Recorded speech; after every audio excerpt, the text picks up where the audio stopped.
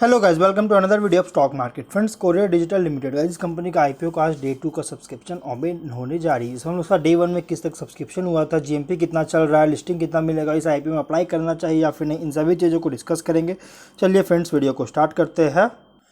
तो गाइस, ये जो कंपनी है 2 जून को ओपन हुआ था और 7 जून को क्लोज होने जा रही है। आज है 5 जून और 4 दिन की आईपीओ आज है सेकेंड डे का ओपन होने जा रही है। 10 रुपीज़ का फेस वैल्यू, 180 रुपीज़ पर शेयर की प्राइस बैंड, 800 शेयर्स की लॉट साइज, 18 करोड़ का इशू साइज जो कि फुल्ली फ्रेश इशू की जा रही है। एनएससी एसएमई में लिस्टेड होगा और ये जो 15 जून 2023 को लिस्टिंग का डेट रखा गया। अमाउंट 1,44,000 रुपीज़ का मिनिमम अमाउंट पे करना होगा। रिजर्वेशन की बात करें तो इसमें क्यूआईबी को ऑफर नहीं दिया गया है, बल्कि अदर्स को दिया गया 52.6% का और रिटेल को 47.4% का ऑफर दी गई है। प्रोमोटर्स कंपनी के जो है मिस्टर रविंद्र नवीन चंद्र जो दोषी और मिसेस कश्मीरा रविंद्र दोषी और मिस्टर चैतन्य रविंद्रा दोषी इस कंपनी के प्रोमोटर्स है। प्री इशू होल्डिंग 99.7% का, पोस्ट इशू 71.3% का होल्डिंग्स देखने को मिल जाएगा।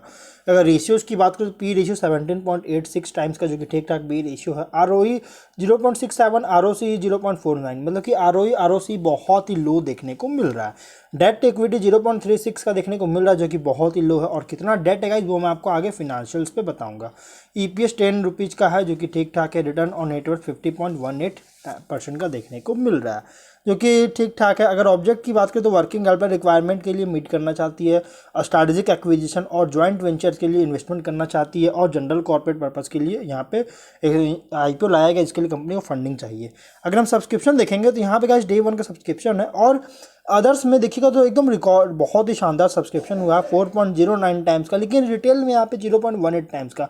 रिटेल कुछ खास नहीं बल्कि 18% का सब्सक्रिप्शन, लेकिन अदर्स में 4 टाइम्स से भी ज़्यादा सब्सक्राइब करती हुई नजर आ रही है। टोटल 2.24 टाइम्स का जो कि ओवर सब्सक्रिप्शन देखने को मिला है। अब अगर हम बात करें इसके जीएमपी और लिस्टिंग गेन का, देखिए इसका जो जीएमपी यहाँ पे अगर देखिए तो अपडेट नहीं किया गया और लिस्टिंग गेन भी बताना पॉसिबल नहीं है। लेकिन जिस तरह से ये कंपनी अभी जिस तरह से ट्रैक देखने को मिल रहा है तो मेरे अकॉर्डिंग 10 से 15% के आसपास के अभी के अकॉर्डिंग ये लिस्टिंग होने के चांसेस है। अगर हम इसके बिजनेस मॉडल को देखें तो 2009 में इनकॉर्पोरेट किया गया था कोरियर डिजिटल लिमिटेड के नाम से, जो कि telecommunication infrastructure provider as a business करती है। कंपनी जो है यहाँ पे इसका मेनली कंपनी महाराष्ट्र में जो है इसका बिजनेस है और ये जैसे मतलब कि high and communication solutions corporate और टेलीकॉम नेटवर्क ऑपरेटर्स को जो है ऑफर करता है। इसका ऑब्जेक्टिव था सेटअप करने का। और यहाँ पे कोरियर डिजिटल जो है ये अभी मैंने बताया कि महाराष्ट्र में मेनली ऑपरेटर था, जो कि यहाँ पे आपको यहाँ पे बताया गया है। और ये कंपनी जो है यहाँ पे सर्विसेज ऑफर करती है, जैसे इंस्टॉलिंग और commissioning poles, towers, optical fibre cable system, जो कि महाराष्ट्र में ऑफर करता है। इस कंपनी के जो क्लाइंट्स हैं बहुत बड़े बड़े क्लाइंट्स हैं इनके हैं, जैसे इनके जो मतलब कि देख सकते हैं भारतीय एयरटेल लिमिटेड, रिलायंस जियो, टाटा टेली सर्विसेज, ये सभी इनके क्लाइंट्स है। वोडाफोन आइडिया लिमिटेड, इनके मतलब कि टेलीकॉम ऑपरेटर्स, नेटवर्क ऑपरेटर्स है, जिनके फाइबर को लगभग 450 किलोमीटर तक का ये जो है कंपनी 23 के डेटा के अकॉर्डिंग ये जो है मतलब कि स्प्रेड कर चुकी, मतलब फैला चुकी है। और यहाँ पे इसके पास जो फाइबर इनका इनमें जो फाइबर भी इंक्लूड है, जो कि वेंडर प्रोजेक्ट्स के अंडर और साथ में खुद के नेटवर्क के अंडर जो है सो कंपनी जो है यहाँ पे मुंबई, नवी मुंबई, थाने, भिवंडी, कल्याण, पनवेल और पुणे जैसे शहरों में जो सो फैला हुआ है इनके बिजनेस, फाइबर जो सो बिछा हुआ है। और कंपनी के पास यहाँ पे अगर देखिएगा तो इनके पास department of telecommunication with the infrastructure provider licence जो है यहाँ पे कंपनी को 2009 में लाइसेंस दिया गया था। ये 2 लाइसेंस मिला है कंपनी को और इसी लाइसेंस के अंडर कंपनी ने यहाँ पे जो है so asset dark fibres, right of way, duct space, tower for the purpose और टू ग्रांट ऑन लीज और रेंट और sale basis to the licence of tele network operators, broadband service operators और ISPs को जो ये company जो यहाँ पे स्टैब्लिश और मेंटेन कर चुका है अपने सभी चीज़ें, मतलब कि एसेट्स वगैरह जो ये प्रोवाइड कराती है, जो कि लीज और रेंट और सेल बेसिस पे कंपनी देती है। अब अगर हम बात करें आगे, अगर देखिएगा तो कंपनी जो है फिनेंशियल्स कंपनी का 20 में 1.8 करोड़ का एसेट्स, 87 लाख का रेवेन्यू, 1 लाख का प्रॉफिट। और 21 में 5.8 करोड़ का एसेट्स, 3.9 करोड़ का रेवेन्यू, 25 लाख का प्रॉफिट। और 22 में 14.4 करोड़ का एसेट, 16.9 करोड़ का रेवेन्यू और 2.1 करोड़ का प्रॉफिट। और 9 मंथ्स 23 में अगर देखिएगा तो 15.7 करोड़ का एसेट्स है, 11.9 करोड़ का रेवेन्यू है, 2.5 करोड़ का प्रॉफिट और डेट है 1.8 करोड़ का। तो यहाँ पे फिनेंशियल्स अगर देखिएगा तो कंपनी की जो फिनेंशियल्स है कंसिस्टेंट ग्रोथ देखने को तो मिल रही है। यहाँ पे कंपनी का 21 में तो ग्रोथ है और 22 में बहुत ही शानदार ग्रोथ हुआ, 22 में बहुत ही स्ट्रॉन्ग ग्रोथ हुआ, 23 में भी ठीक ठाक ग्रोथ देखने को मिला। लेकिन इसके कंपनी के फिनेंशियल्स के अकॉर्डिंग जो प्राइस बैंड रखा गया है बहुत ही ज़्यादा प्राइस बैंड रखा गया, हाईली प्राइसी आईपीओ है। और प्लस इसके जो कॉम्पिटिटर है बहुत बड़े बड़े कंपनी जिनके कॉम्पिटिटर है जैसे Bharti Airtel, TTML, MTNL, BSNL, बहुत सारे कंपनी जिनके कॉम्पिटिटर है, जियो, वोडाफोन, मतलब कि कॉम्पिटिटर इनके बहुत बड़े बड़े, जिनके सामने ये कंपनी कुछ भी नहीं है।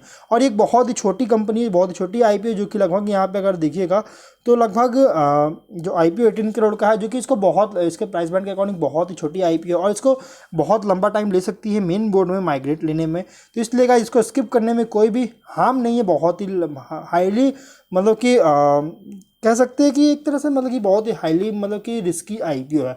प्लस अगर हम इसके कैश फ्लो को देखेंगे तो कैश फ्लो अगर देखिएगा तो यहाँ पे गाइस जो कैश जनरेट हुआ है 20 में 3 लाख करोड़ का यहाँ पर कैश जनरेट हुआ था, जो कि ठीक ठाक कैश जनरेट, लेकिन उस बार 20 में कंपनी कहीं भी कैश यूज नहीं किया है। लेकिन 21 में कंपनी 25 करोड़ का कैश जनरेट हुआ था, जिसमें से इन्वेस्टमेंट 37 करोड़ का किया और फिनेंशियल एक्टिविटीज़ में कंपनी जो है यहाँ पे 21 करोड़ का डेट वगैरह लिया है, जिसके बाद पॉजिटिव में कैश देखने को मिला। और 22 में भी कंपनी 124 करोड़ का कैश जनरेट हुआ था ऑपरेटिंग एक्टिविटी से, जिसमें से इन्वेस्टमेंट में कोई भी इन्वेस्टमेंट नहीं किया गया, बल्कि 6 करोड़ के आसपास का यहाँ पे जो है सो फिनेंशियल एक्टिविटीज़ में यूज किया गया है, जिसके बाद 118 करोड़ का कैश अभी कंपनी पे देखने को मिल रहा है।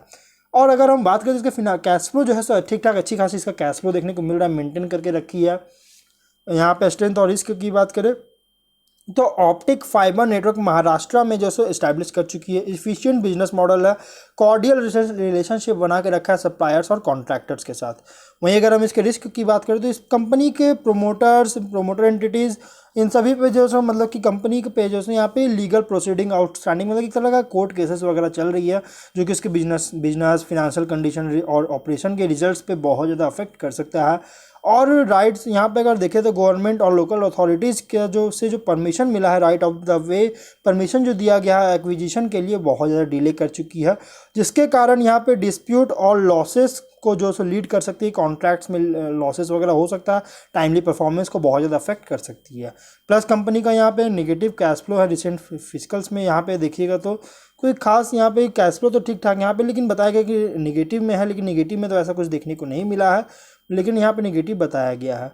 लेकिन अब देखा जाए तो यहाँ पे कंपनी ठीक ठाक, लेकिन फिर भी गाइस बहुत ज़्यादा रिस्की है, तो अगर आप इसको इग्नोर कीजिए तो आपका फंड्स जो है वो आपका सेफ रहेगा। तो अब हम लोग जो है वीडियो को ही एंड करते हैं। अगर कोई डाउट है कमेंट बॉक्स से पूछे, मिलते हैं नेक्स्ट वीडियो में। Till then bye bye.